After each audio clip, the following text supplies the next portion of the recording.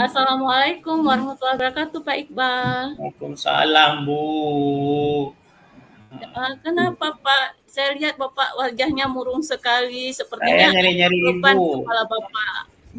Saya kan sudah 3 hari nyari Ibu, nggak jumpa-jumpa. Putus saya telepon nggak diangkat, saya WA cuman dibaca saja. Apa ini Ibu, apa sibuk kali ya dalam beberapa hari ini Bu ya?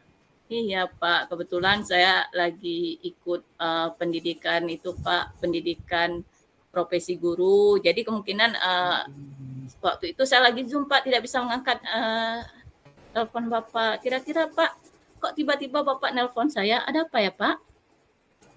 Itulah Bu, saya kan ada masalah sedikit. Jadi saya rasakan Ibu mungkin dari sekian banyak kawan saya, mungkin Ibu yang saya rasa cocok untuk mendengarkan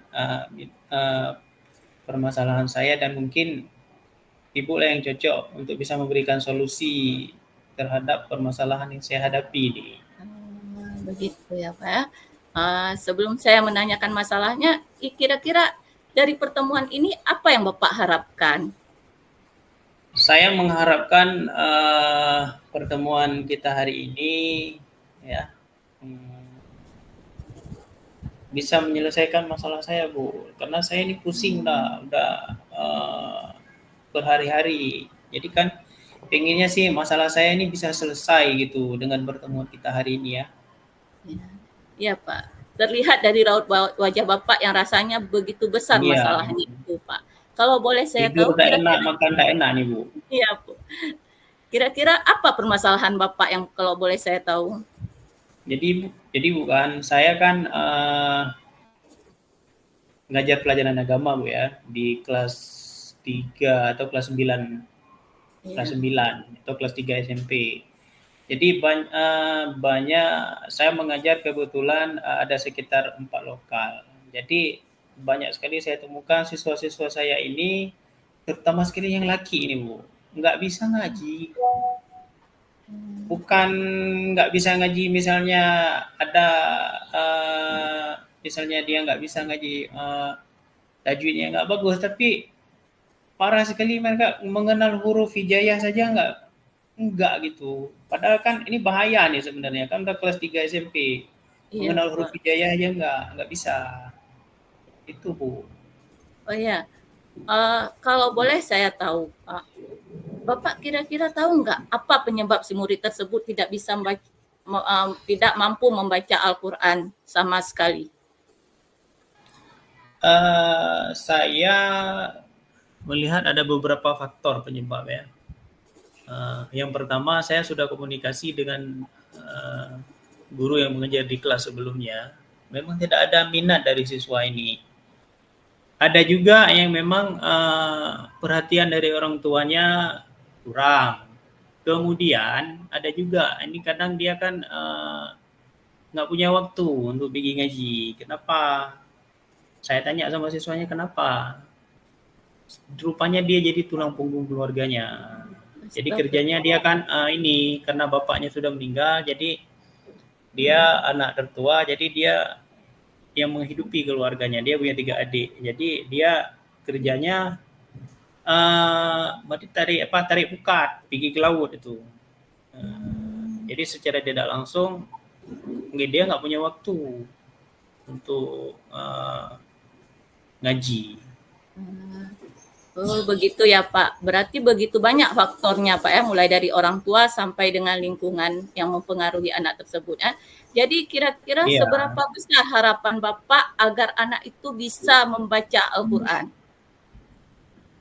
Saya komitmen pada diri saya sendiri, anak-anak ini harus mampu membaca Al-Quran.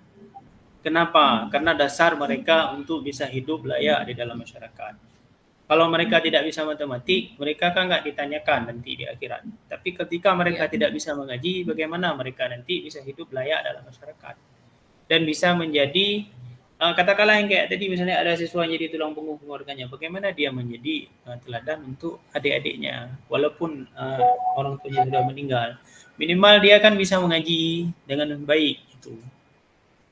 Sayang sekali Bu generasi kita ke depan. kalau nggak bisa ngaji kan, karena itu modal dasar gitu kan. Iya, modal dasar memang itu Pak kan. Kalau nggak bisa ngaji, kita pikir mana dia bisa baca bacaan sholatnya Pak ya. Ya, Oke. Jadi ketika Bapak melakukan itu, kira-kira respon belajar membaca Al-Quran anak-anak itu kira-kira bisa bisa mengatasi masalah Bapak. Kira-kira rencana Bapak selanjutnya untuk mengatasi masalah anak tidak bisa membaca Al-Quran itu apa Pak kira-kira? jadi saya sudah berpikir bagaimana anak-anak ini yang nggak bisa ngaji ini kan, itu kita berikan privat gitu, waktu khusus ya. Waktu khusus diberikan ke mereka, apakah dalam saya rasa sih setelah selesai proses pembelajaran di intra kurikulernya, jadi selesai proses pembelajaran biasa, berarti kan kalau kami kan pulangnya jam 1, berarti mereka sholat dulu, setelah sholat dilanjutkan kelas privat untuk kelas Al-Quran gitu. Oh, jadi Bapak punya rencana berarti menambah jam ekstrakurikuler setelah pulang sekolah Pak ya? Untuk Ya, tapi pengajian di privat itu sekolah. khusus privat. Oh, privat Bapak akan lakukan. Berarti tidak ramai Pak ya, Ya. beberapa orang siswa itu. Kira-kira berapa orang itu yang akan Bapak lakukan? Maksud privat gini, karena kan Al-Quran itu kan berbeda dia cara ngajarnya dengan Iya. pelajaran lain. Jadi privat, jadi mungkin nggak banyak-banyak. Bisa jadi hari ini 5 atau 6 orang gitu kan, atau di besoknya yang nggak sempat hari ini bisa kita lakukan besok hari itu. Karena kalau banyak-banyak nggak sanggup juga Bu. Iya, Ya. nggak terkejar. Iya, nggak terkejar Pak. Hmm. Kira-kira kapan Bapak akan melaksanakan rencana Bapak tersebut? Berarti mungkin secepatnya, mungkin dalam minggu ini, ya, dalam minggu ini akan saya laksanakan, karena anak-anaknya sudah terpetakan semua, ya. Insya Allah dalam minggu ini akan dilaksanakan. Setelah kalau boleh saya tahu, setelah Bapak melakukan rencana itu, apakah ada komitmen Bapak untuk menyelesaikan masalah bahwasanya anak ini harus bisa membaca Al-Quran? Komitmen Bapak? Komitmen ya. Ya, komitmen saya adalah siswa ini harus bisa mengaji, harus lebih baik. Jadi kalau dulu mereka nggak mengenal huruf, minimal mungkin dalam setengah tahun mereka sudah bisa baca Al-Quran besar ya. Jadi ada metode khusus nanti yang akan saya coba gitu kan. Ya. Kira-kira dari metode khusus itu Bapak punya target nggak berapa bulan kira-kira anak itu bisa membaca Al-Quran? 6 bulan paling lambat mereka sudah bisa baca Al-Quran. Oh, subhanallah. Ya. Jadi 6 bulan Pak ya. Alhamdulillah. 6 bulan harus bisa. Insya Allah pasti bisa. Iya Pak. Terus kira-kira ada nggak yang bisa membantu Bapak dalam menjaga komitmen Bapak tersebut? Oke, di sini tentunya kepala sekolah cukup mendukung ya. Kemudian kami juga punya sarana, kami punya musala besar ya, luas.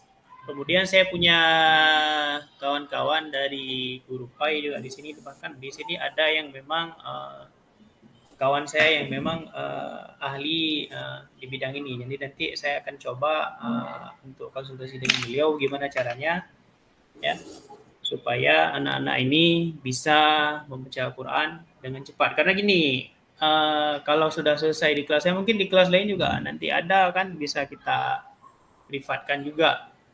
Jadi bisa lebih berkolaborasi lah saya dengan wali kelas, mata pelajaran lain, kemudian dengan guru-guru agama yang mengajar di kelas lain ya. Kadang-kadang mungkin saya kan nanti bisa jadi, kita namanya manusia Bu, kan ada silap, ada salah, ada kealpaan kan.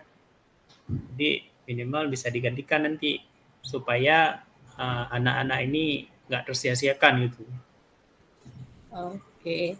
Setelah Bapak melakukan komitmen itu dan berkolaborasi dengan teman-teman, Ya. kira-kira Pak, bagaimana tindak lanjut Bapak yang akan Bapak lakukan untuk ke depannya?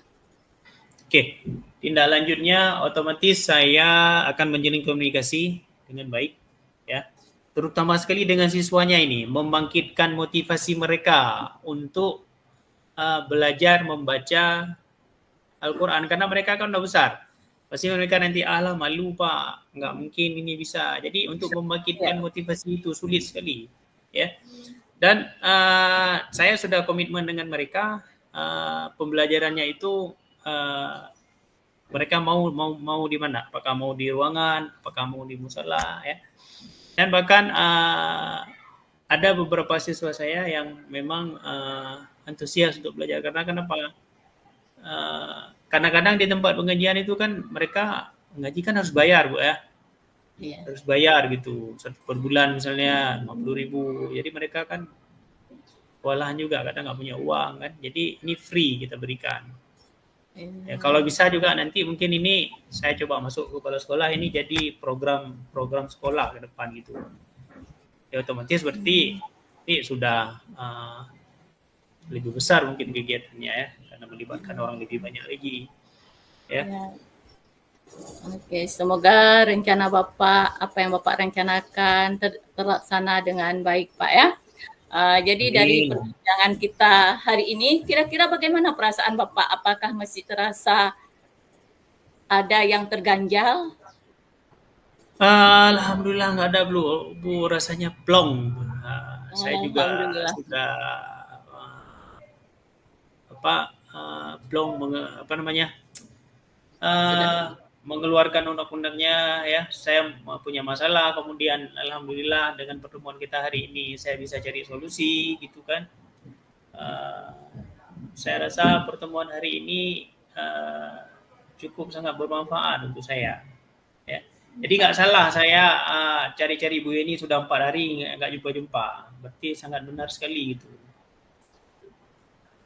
Alhamdulillah Pak. Kira-kira ada hal lain yang ingin dibicarakan Pak? Mungkin nggak ada Bu. Saya rasa sudah permasalahan saya sudah terpecahkan. Mungkin nanti di lain waktu Ibu mau kan menyediakan waktu lagi untuk saya ke depan? Insya Allah Pak. Ya. Kalau begitu Pak, saya undur diri Pak. Kebetulan saya ada masuk jam pembelajaran setelah ini Pak.